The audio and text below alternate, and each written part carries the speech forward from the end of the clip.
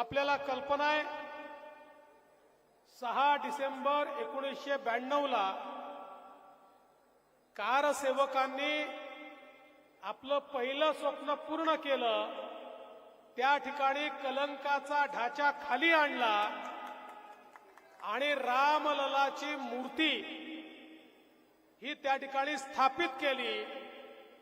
पण तरीही आमच्या मनामध्ये एक दुःख होतं की आम्ही सगळे आपल्या कॉन्क्रीटच्या घरामध्ये राहतो, पण आमचे आराध्य रामलला हे मात्र टिनाच्या आणि कपड्याच्या घरामध्ये राहतात।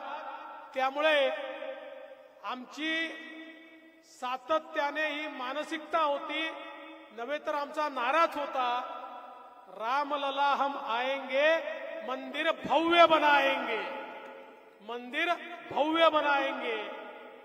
मी खरोखर आपल्या देशाचे प्रधानमंत्री माननीय मोदीजींचे आभार मानतो की माननीय मोदीजींनी हे स्वप्न 22 जानेवारीला पूर्ण केलं आणि त्या ठिकाणी रामललांच्या मूर्तीचं विधिवत प्राणप्रतिष्ठा करण्यात आली।